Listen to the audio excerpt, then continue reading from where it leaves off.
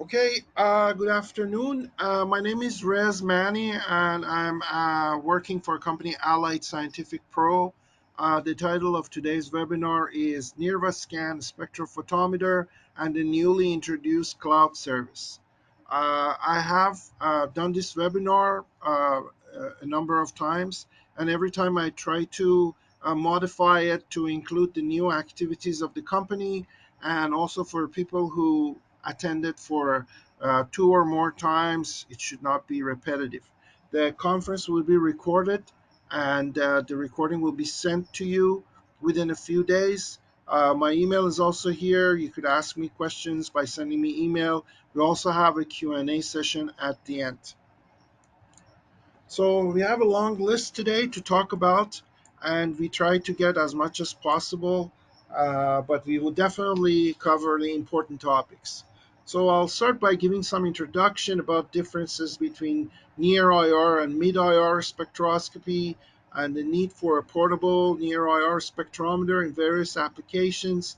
Then we'll go into this DLP method, uh, which is digital light processing that Nirvascan uses, and compare it with linear array detectors. Then we would introduce different models of Nirvascan, which is diffuse reflectance, transmission, and fiber optic Nirvascan models. And then I'll show you how to record a reference, uh, and followed by introducing chemometrics, which is quite important for analyzing the near IR data. So we would talk about some cases, sweetness of fruits like grapes, and protein, moisture content of wheat kernels. And then after that, I'll go ahead and show you the cloud service by Allied Scientific Pro, and probably spend about 15 minutes demoing the cloud service. And then we would talk about the deep scan demo app, followed by some case studies for each of the units: the reflective unit and the transmission unit, the fiber optic unit. We will talk about flow measurement proposal, the app for the Nirvascan, and finally Nirvascan in scientific literature. Some customers always ask us, do you have any papers that show if Nirvascan has been used in the scientific work? So I'll show you two papers there. Okay, so just giving some introduction, the NIR basically was discovered by William Herschel in 1800, and what he did was he put the thermometer near the red point of the spectrum, on the right side of it where there was no light, and he saw that the temperature rose. So he concluded that there must be some invisible radiation there. And then later on, he verified that this invisible radiation also follows the laws of waves such as diffraction, refraction, interference. So here is the near IR right next to the visible region, and we define it from 780 to 2500 nanometer. Then the mid IR range is 2.5 to 25 micron, and far IR 25 micron to 1 millimeter.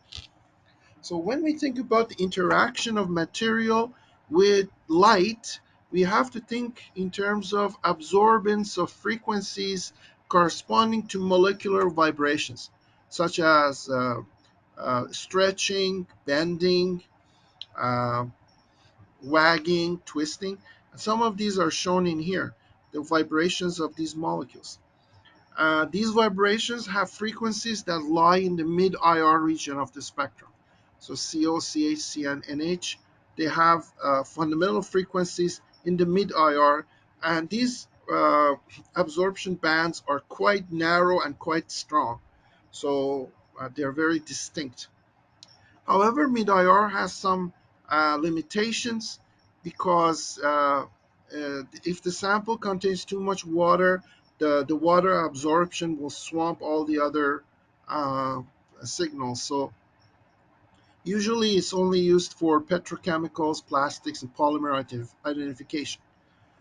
But for fast quantitative analysis, of a sample without any sample preparation, the near IR is used.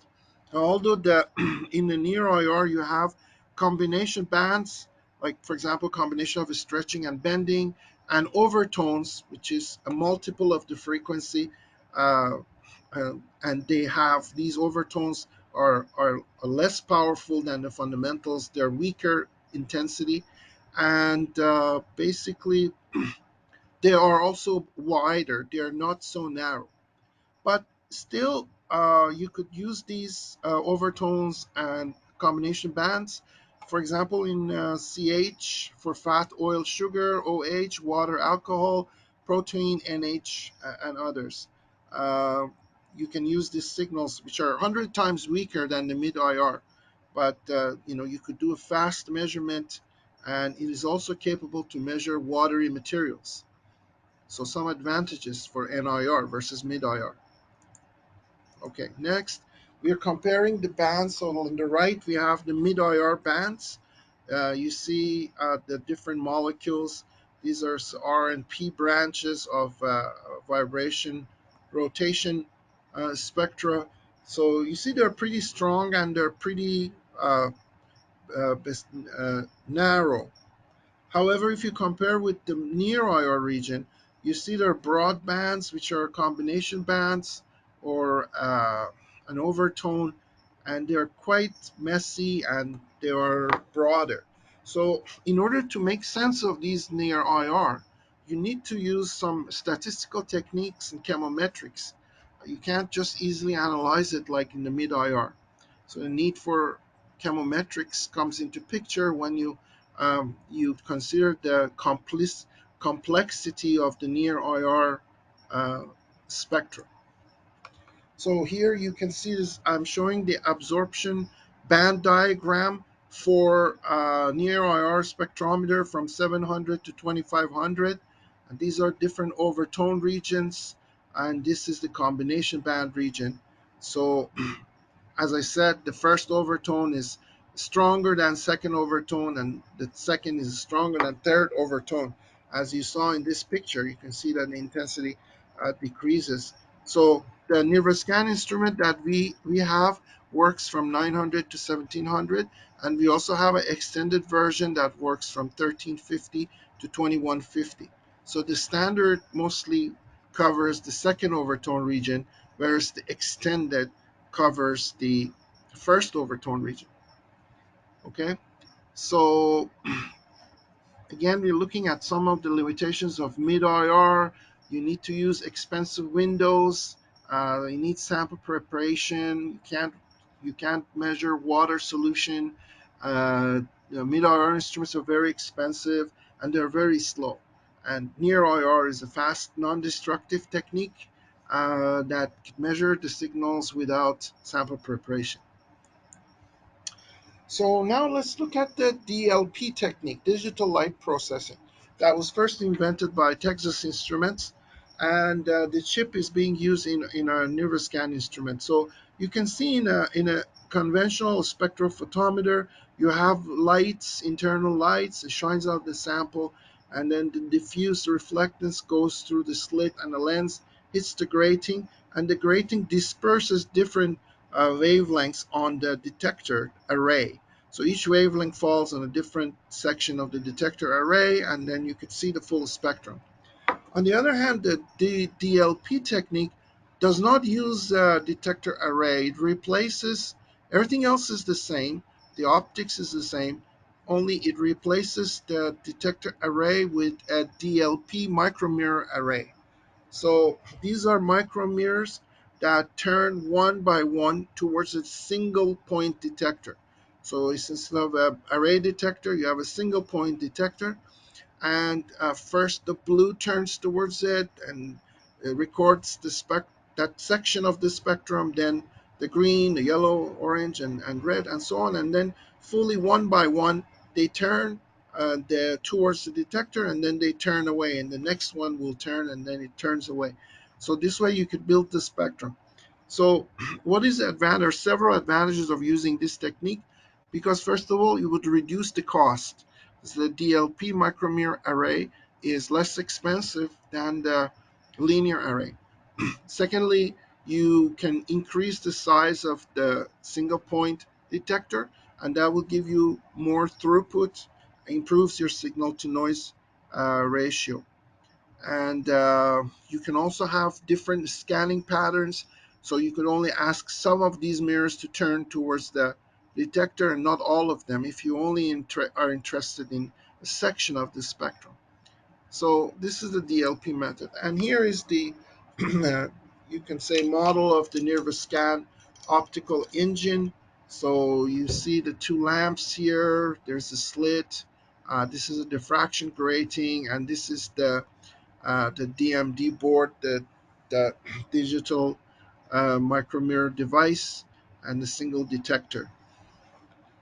So it's pretty small instrument, and it's all mounted on the circuit board. Now we offer three models of a standard Nirvascan that is shown here, and they range from 900 to 1700 nanometers for all of them. So the diffuse reflectance model is for measuring powders, solids, and grains. It doesn't work for liquids. So you place the window on top of the material, and then you press this button, or from the app you press a button and internal lights will come on, and you would detect the reflectance from the material. Now the transmission model, you use a glass cuvette, not a plastic cuvette, but a glass cuvette, because plastic has absorption in near IR, so it will affect the results. But gas doesn't have any absorption. And then you pour the liquid in there, and the light shines from a source into the cuvette and to the detector. We also have a fiber optic model here that doesn't have an internal source, so you could detect near IR by using the fiber optic attached to this port. Aside from this um, standard model, we also have extended Nirvascan model that works in the 1350 to 2150 nanometer. So basically, it works in this region.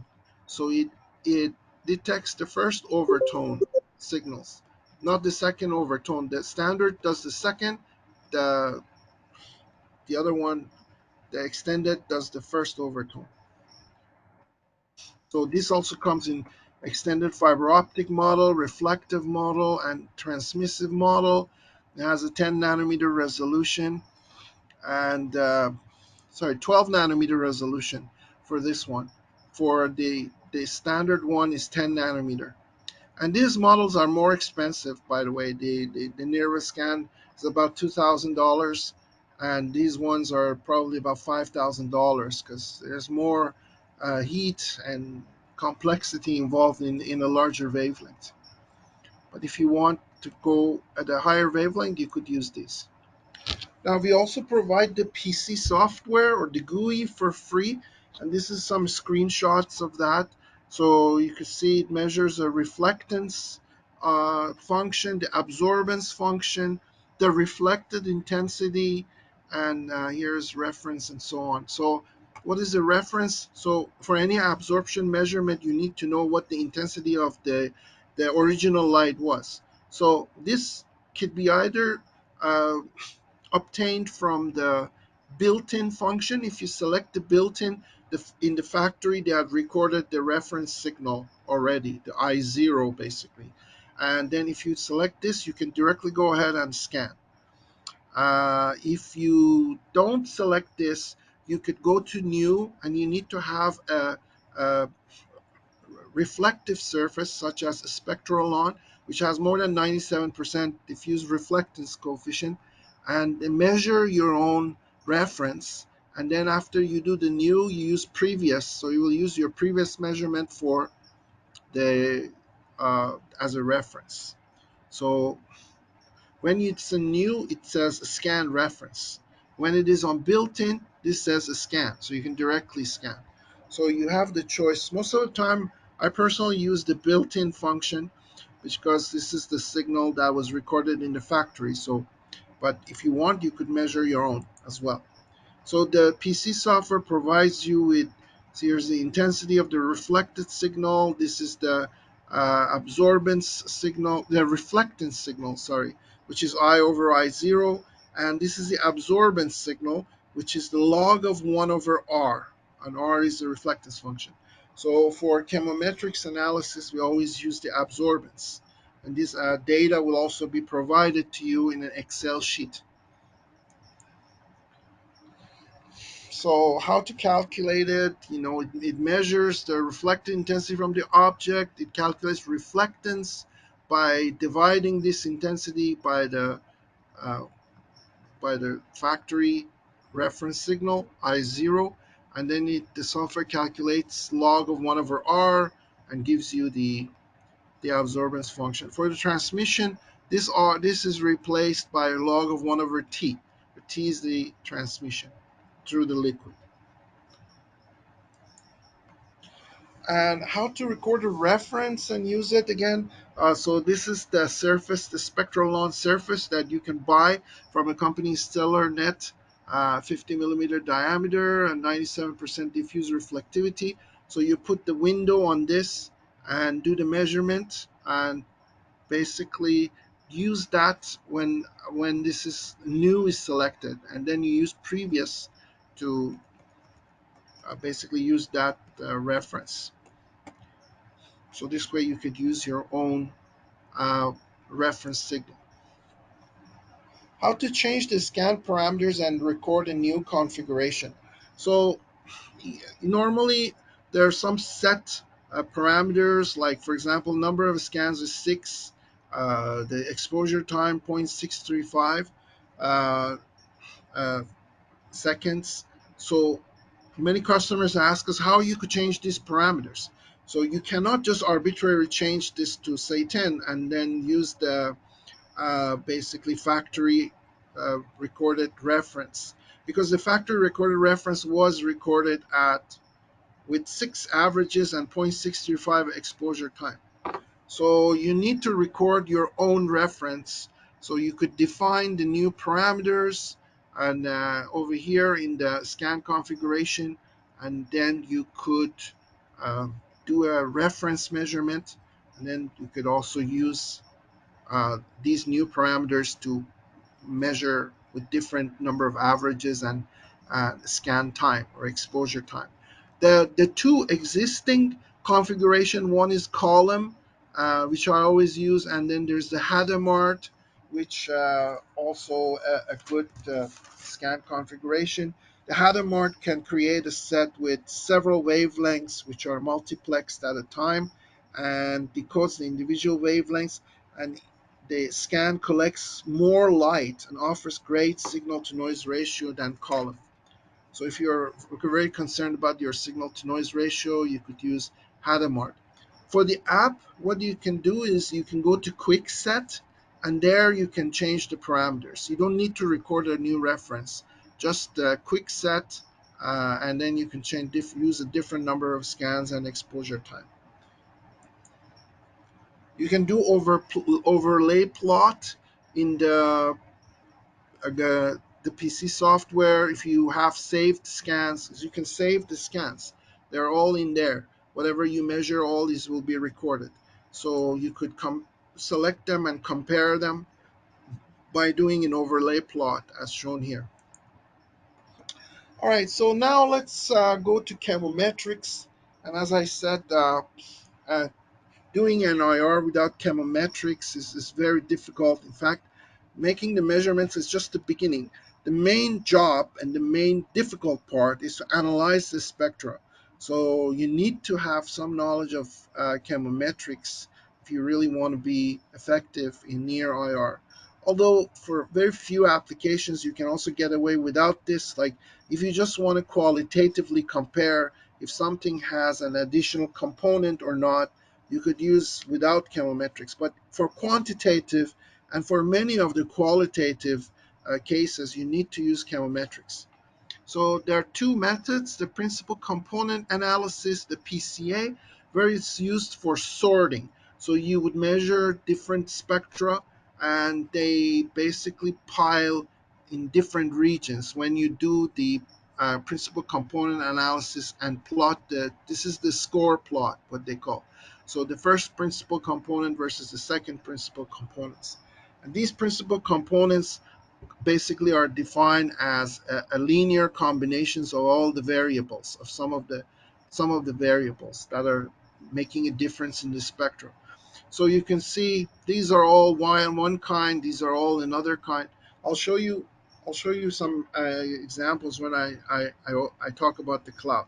You can also do the quantitative evaluation with the partial least square, or PLS, where you have to build a calibration model and then apply that calibration model to your validation or test model.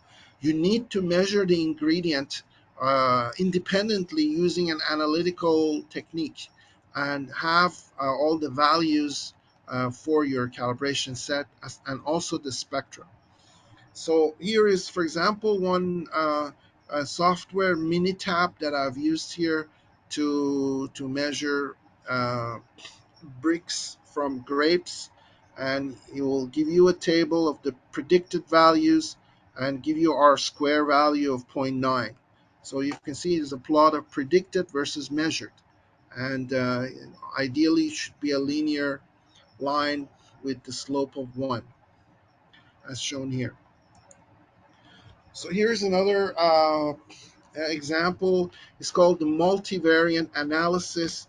There's a webinar by Dr. Heather Brooks from Camo Analytics, and here she sets up this spreadsheet.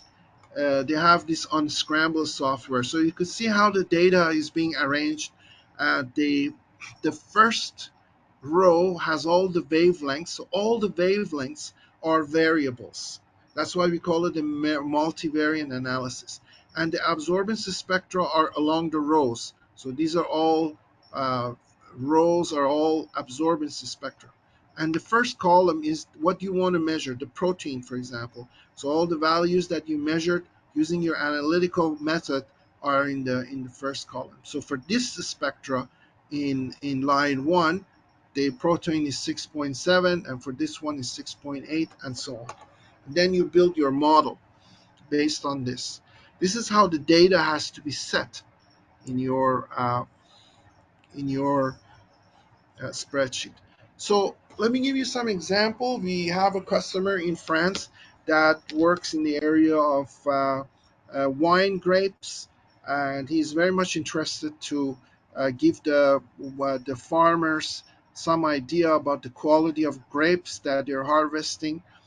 And he sent us these measurements, about 53 spectra that we used for calibration, and he had measured the Brix content, or the sugar content, which is Brix is a scale of basically showing number of grams of pure sugar contained in 100 ml of water. This is how Brix is defined. So one Brix is 1 gram in 100 ml of water. And so he had measured with this very accurate analytical instrument, which is called the Brix meter. So gave us the spectra and gave us the values of Brix. And then you also have to do some pre-processing to get better results, because these are all offset with respect to each other. They have DC offset. So you need to apply second derivative to get rid of that offset, and this is a standard technique, the second derivative, where the peak would lie in the same area as the original spectrum. But after you do the second derivative, you also need to apply a filter to remove the noise. So you need to give a number of points for the Savitsky-Golay filter, and then that will fit a curve, a smooth curve, quadratic curve to those, so you will get rid of the noise. So these are standard techniques, the second derivative and Savitsky-Golay for pre-processing the data. And then afterward, this is what the spectrum looks like after you apply the second derivative and Savitsky-Golay. So this is the basically the measured versus actual.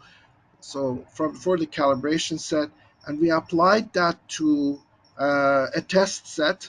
The model was applied to this test set whose real values are given here, and we got a good R square value from predicted results, 0.87. So R squared is defined in here, where you basically, it's actually 1 uh, minus the unexplained variance over the total variance. So what does that mean? So you would subtract these two and square them. That will give you this, and then sum them, sum all of these, and then here you calculate the average of real and subtract that from each point and square them and sum them. So the ratio, and then 1 minus that ratio will give you the R square. So the better is the fit. So if this one is 0, the numerator is 0, R square is 1. So it means the better is the fit, the higher is R square. So here we got R square of 8.87. You can also calculate the error by using root mean square, and this is how you define it. So basically add up, square all of these differences and add them up and average them, and then take the square root, and that will give you the root mean square. So we got a root mean square of 0.77, which is pretty good. Here is another example where we uh, have a customer in Manitoba that deals with wheats. And for wheat farmers, they need to know the protein content of their wheat, because the price of wheat de- depends on the protein content. The higher the price of the wheat, the higher the protein content, the higher is the price of the wheat. So we also need to measure the moisture, because they need to have that information for storage. So more moist wheat requires special care for storage, because it gets spoiled very quickly. So they gave us 140 wheat kernel calibration spectra and 15 spectra for checking. These are for validation. And all these content of this was measured using the grain analyzer instrument, which is quite expensive. It's about $20,000. And so you put the wheat in there and it will give you the actual protein and moisture. So we want to do this with a $2,000 Nirvascan instrument instead. So after applying the filters and pre-processing the signal, basically for both calibration and validation, we ran the model and we saw that we have a very good result for the moisture. So moisture RMSE root mean square error of 0.47, and not good results for protein, 1.73%, which is not good. You don't want to have something below zero point 0.5, basically, for it to be acceptable. So we're wondering why that is. And then when I looked at the predicted versus real curve, I noticed that there are gaps in the calibration set. So here and here there are gaps. So if you want to run this whole model for the whole calibration set, which is also from anywhere from, you can say, 12.7 to 19.2, you get poor results because you don't have enough spectra in these regions. So I did apply the model only to this section, which has a good condensation, a good density of points. And when I did that, I got a really good value, so RMSE of 0.52%. So for this reason, we have asked the manufacturer, the supplier, to find more samples in these regions and these regions. If you want to do prediction for the whole thing from 12 to 19, then we need more spectra in these gaps so that our model becomes stronger. And now I would just go ahead and introduce the Allied Scientific's Cloud Service, or Nirva Cloud. So before, we've been selling Nirvascan for many years, and many customers were asking us, okay, so what do we do with the spectra? Do you have a software that would give us the ingredient that we want, whether it's a protein or moisture or bricks or fat? So how do we do that? So for this reason, we developed this cloud service, and it is basically Python based, and it's on the Heroku platform, which is a free platform for open source web framework. And there you could upload spectra, near IR profiles. You could plot individual spectrum and NIR profiles. You could do PCA, principal component analysis, PLS modeling. You could apply pre-processing, and basically you could subscribe to this if you purchase a Nirvascan for a period of 1 year, and you can use it for free.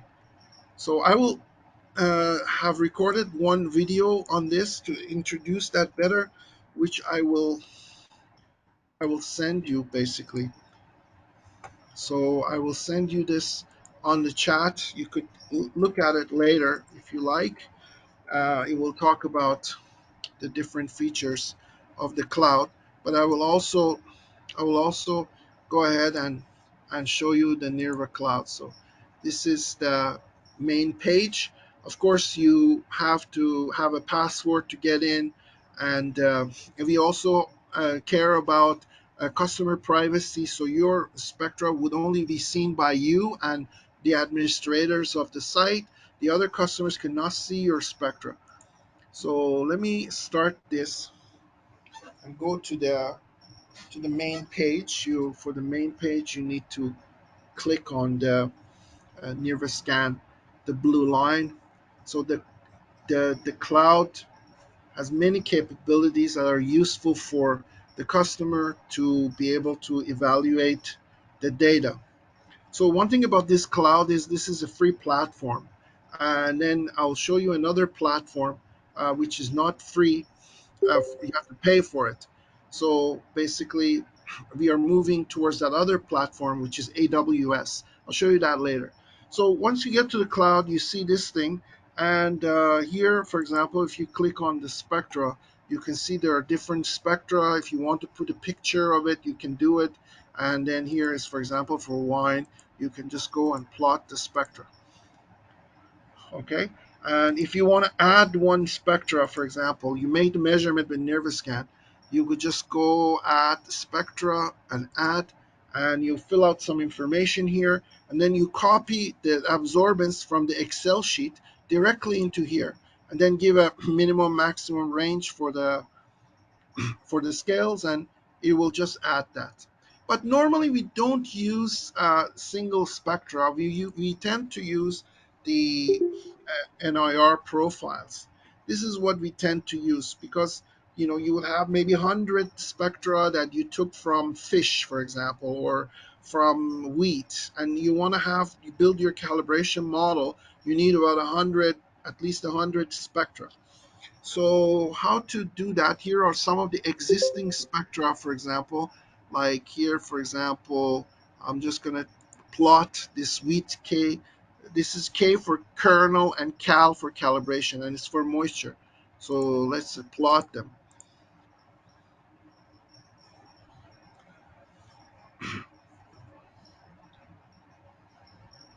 So the software will plot all of that. Just give it a few seconds. So there you go. So the labels could be removed. So you remove the label, and these are all the 140 spectra that you can see. You could do high resolution if you want, and you could reverse it if it's a dynamic software. So so the question is that how you would import this. You don't want to spend your time doing it one by one. So if you want to import this, you go to your all your measurements should be in one file, and then you give it a title, and there's some information to fill out in here, and then you can just import an Excel file that has all the information. Upload data set. So the Excel file looks very much like what I showed you before on for one of the slides, which was I'm just going to show you th- this one. Yeah, it looks very much like this one. So you can see that in the first line you have to have your spectra in the first row, the different wavelengths. I mean, the different wavelengths, and then all the spectral are horizontal rows, and the first column has your ingredient.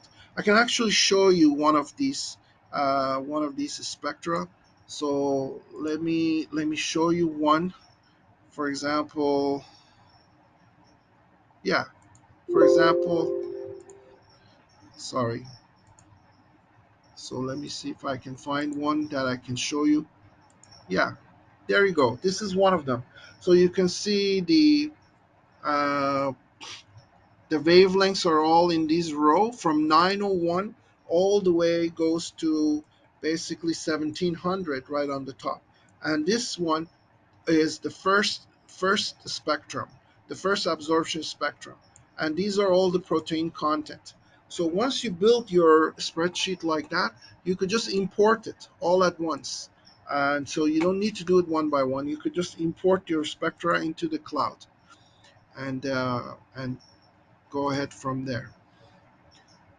Let me show you. This is where we were. Okay, good. Okay, all right. So what do we do after that? After we plot this in our profile, one we can do is we could apply the Savitsky-Golay filter to them, which has a second derivative. So if you put the add, you could choose a number of points and then choose one of these and then save it, and that will give you the Savitsky-Golay version.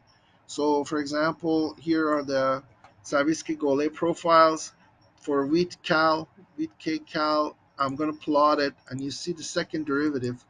This is not going to be the original, but it's going to be second derivative with Savitsky-Golay applied to that. And you do that for both calibration and validation. And then you would build, after you do that, you can go ahead and build your model, your PLS model. So you can tell the number of components, for example, 20 components, and you build a model, a PLS model. So we have already built some models here that I can show you, for example. So these are PLS models. Okay, so you want to apply this calibration model to a validation model, and this already has Savitsky-Golay applied to it with the 15 components. So you go ahead and select it, and then you would try to find the same corresponding value. So it will be validation. So you would select this and apply the model. And this is giving you this with our square 0.2986. So this is all the predictions are given here, the real value and predicted, the real value and predicted. So this will do the modeling for you and make the predictions. And we are also doing a little addition here that you should export an Excel file. What is the real value and the predicted value? So you could work with that. You also have the Pca models. If you want to sort out different things, for example, you have fish that is rotten and fish that is fresh, and you want to be able to sort them out. So you have a collection of a spectra for fresh fish, and then you have a collection of spectra for rotten fish. And if you do a Pca model, they get separated in the score plot. And I'll show you one example here. For example, uh, the Pca models. Right now, we don't have a Pca model, but we could make a Pca model. So, for example, I'm going to make, for example, the protein, cal protein, and then we just do for example, this one. And then we just do a Pca model.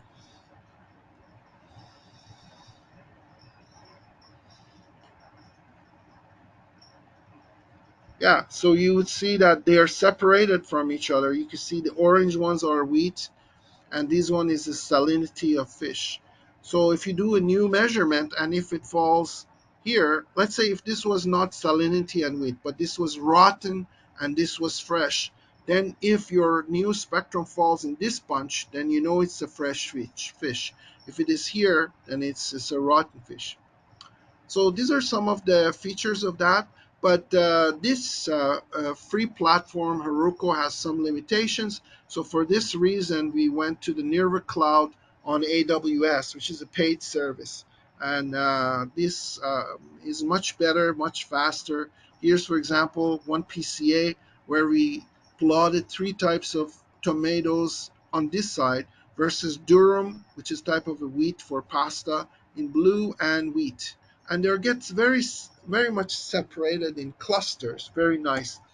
This new platform has much easier capabilities. So, for example, if you want to add profile, you don't have to do that form again. You just have to choose the file and give it a title and then upload. And it will just go ahead and read all the information about the axis, minimum, maximum, everything from the file, the Nirvascan Excel file, and it will plot. So let's plot, for example, one. So if we go here, and this is just one. So let's say this one, plot. Plot. It's much faster and it's much cleaner. So this is still under construction, but eventually we'll be offering this to the customers. At the moment, if someone buys the Nirvascan, they could use the Heroku Cloud service. All right, so this is my demo on that, on the cloud. So let's move on because we have lots of stuff to cover. But here's again some uh, Pca models. These are tomatoes, and this is grape. This is the durum. This is garlic. They're all separated in clusters. And this is a Pca model. Has a high R square of 0.86. Sorry, PLS model. Sorry, my bad. PLS model. Now, a lot of customers are asking, is it possible to have an app that could communicate with the cloud? So rather than going to the platform on a PC, you want to do a measurement and the app sends uh, the the spectrum directly to a cloud. The cloud does the analysis and then it sends it back to the customer. So this kind of app, we only have a demo of it. We're still working towards it. It's definitely possible, but it will take some time to make. And the Deep Scan demo app is showing the concept. So I will send you one. Uh, YouTube video which you could watch. And I have done some measurements using this app where I measured the sweetness of a fruit or fat in the body or plastic, percentage of polyester, and just do the measurement. And then the app immediately communicates with the cloud, and cloud sends the percentages back by analyzing it. So let me send you this right away, and you can look at it if you like later. If you'd like to copy these links so that you could look at them later, it would be great. Um, so, for example, you can see here this is the screen, the app screen. So I measured the mango and doing near scan measurements of the mango, put it on the surface, and it just gave me the bricks directly, 16.1, and it also classifies it as super sweet. Or here I did a measurement from my own body fat uh, on my arm, and then it will just give me the body fat, and basically also tells me that I'm obese. So it was also also classifies which how what is the classification of your fat or how sweet a fruit is. So we would provide you with the software development kit, and you could go ahead and develop your own app. And we are also moving towards building that app right now, but still a few months away from communicating with the cloud. We already managed to directly save on the cloud. When you do a measure from the Nirvascan, directly go to the cloud. But the response back, we're still working on that.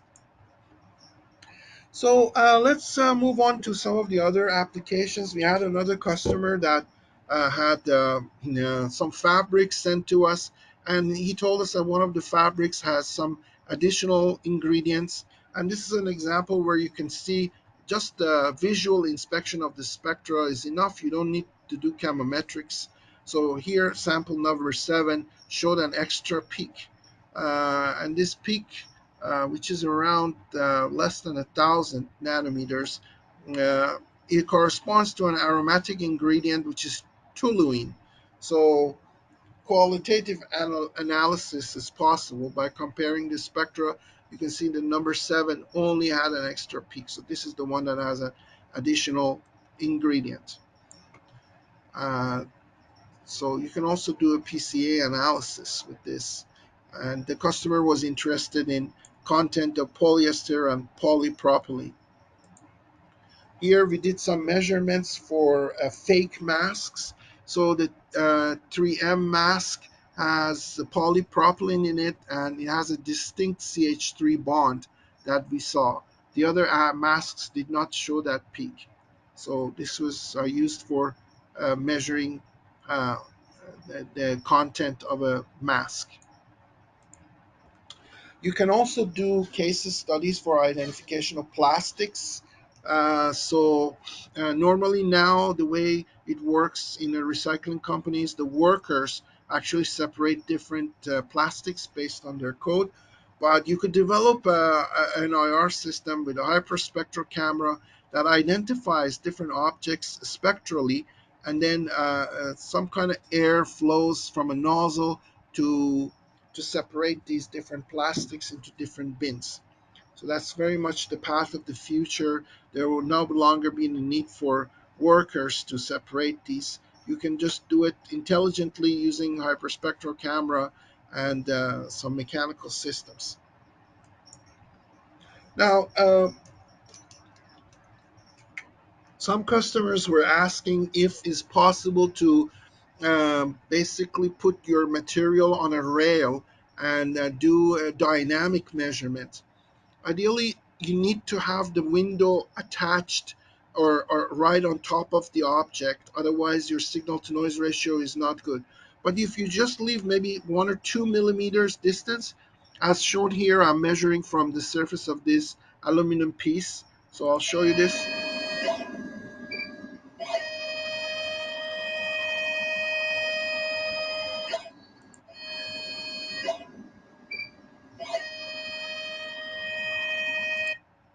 So you could see that the two lights, the two uh, uh, spots that from the two lamps here for a copper plate.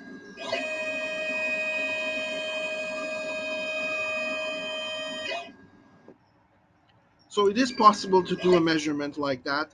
And the software also has a feature where you can do back-to-back measurements. So you could specify how many back-to-back measurements you want at what interval.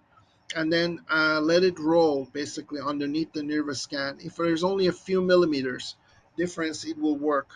So here I put a piece of tape on the aluminum, and I moved it with the translation stage, and it could distinguish between the part that was covered with the tape and the part that was bare aluminum.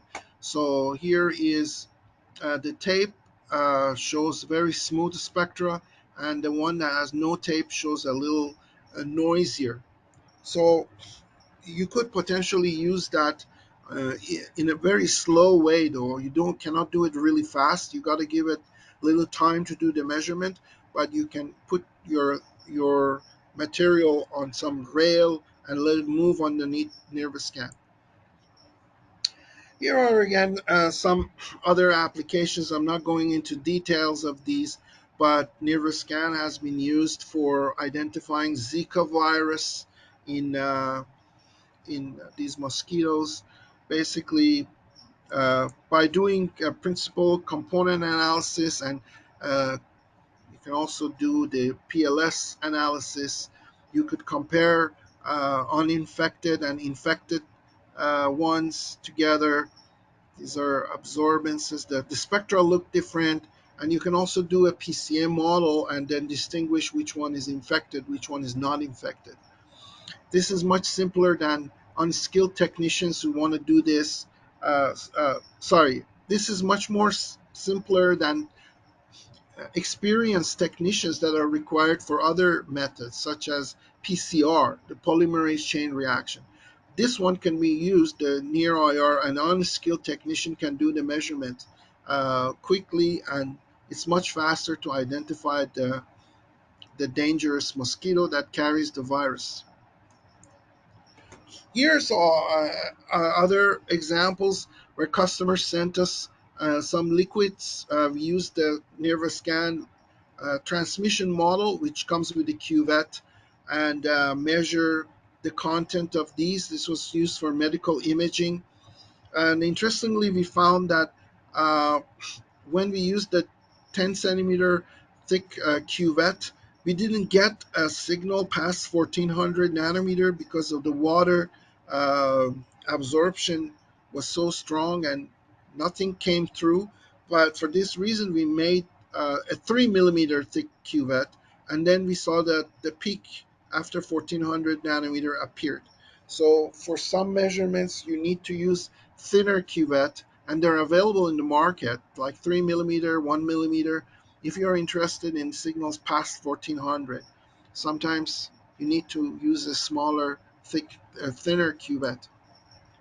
Another customer that sent us some detergent material, and you can see here we didn't even have to use a thinner cuvette. The same 10 centimeter cuvette gave a good signal past 1400 nanometer. So we gave him the spectrum. Here's another application where you can use Nirvascan and Chemometrics to uh, detect viral diseases, and using PCA and PLS models. I'm not going to go into details of these. Here's one where they actually detected the flu virus nasal fluid. So using the near IR spectroscopy, they looked at the nasal fluid from many samples that they collected, and they had already identified which one is a flu, which one is not flu. And then when they did the PCA analysis, they could distinguish between the non-influenza and influenza. This is the PCA model that separated the two. Although it couldn't separate the influenza from another type of disease, RSV infected, which is respiratory syncytial virus. These could not separate this, but it could separate influenza from non-influenza. So sometimes the PCA model works, and some other times it doesn't. Here also are other Nirvascan, the fiber optic model that doesn't have an internal source.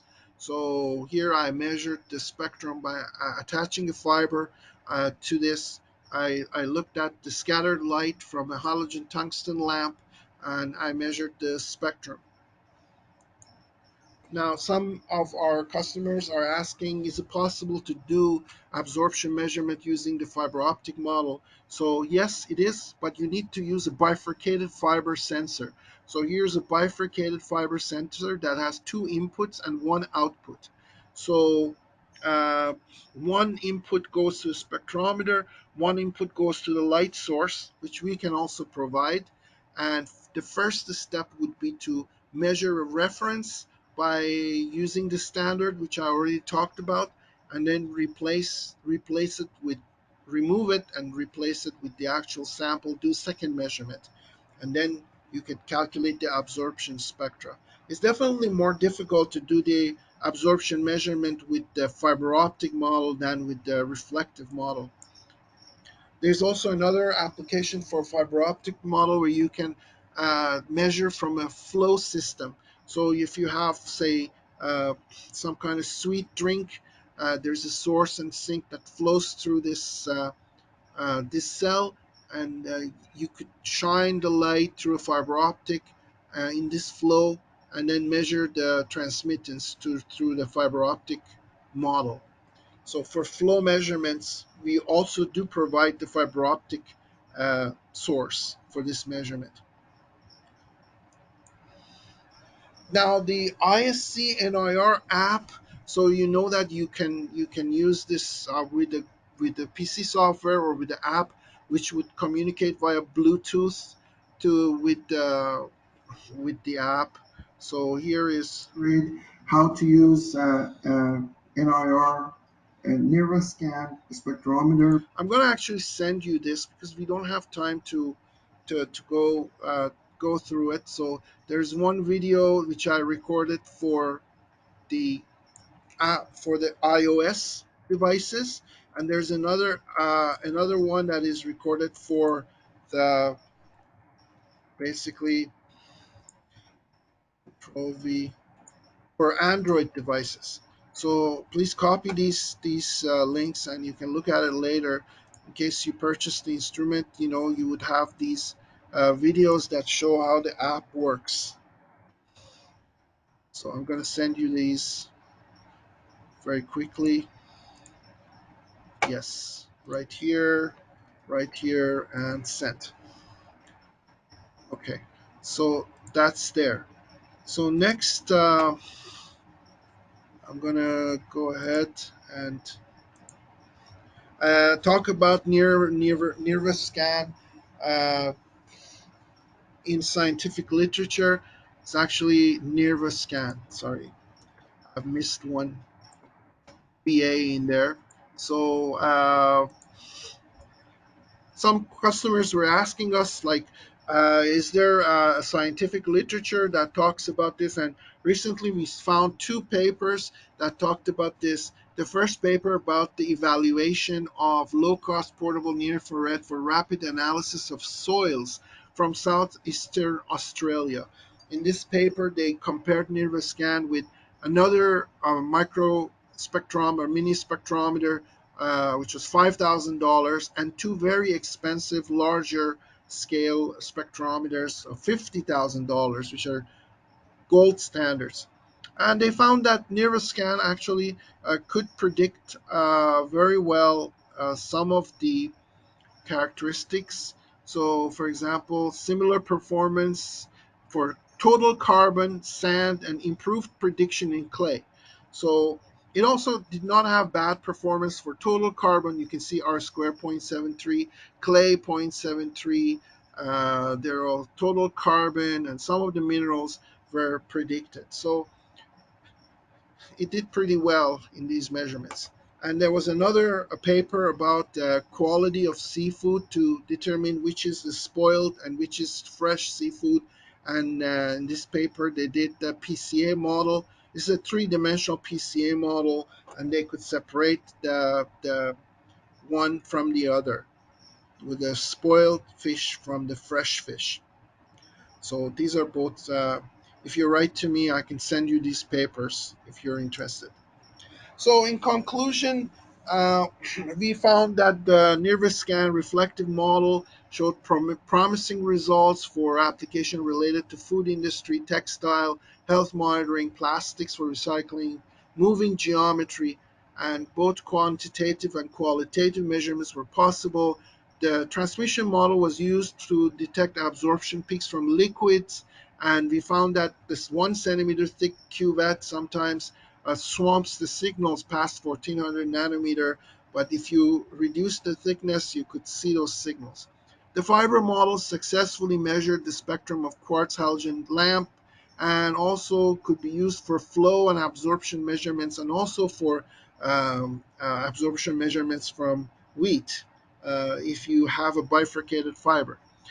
We strongly recommended the use of chemometrics such as Pca and PLS models for analyzing the spectra and finding moisture, protein, bricks, um, basically content.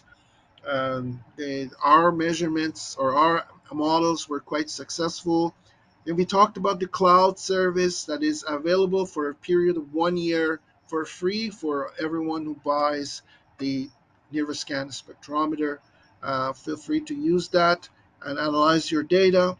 And we are working towards creating an app that can communicate two ways with the cloud, and the user will be able to save the spectra on the cloud and receive the necessary information from the cloud, the result of the analysis, whether it's Pca or PLS.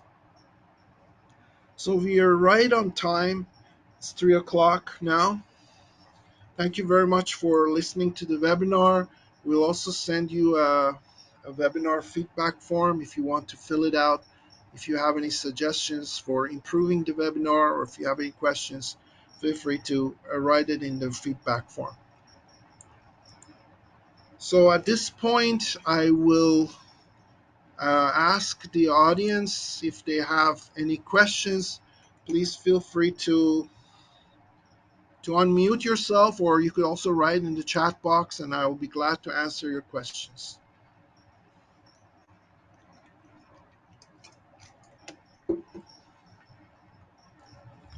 Are there any questions? Many thanks for the webinar. Can we get the Matthias? We would just provide the recording for the webinar. We normally don't provide the PowerPoint. We only provide the recording, which will has all the information there. So you'll get it within a few days. All right. Any other question?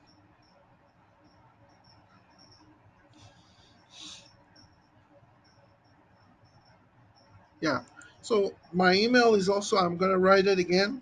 If you think of something later and you need to ask me, please feel free to do so. rmanny@alliedscientificpro.com. So if there are no other questions, I thank you once again for attending the webinar and wish you a happy afternoon. Thank you. Have a good day. Bye.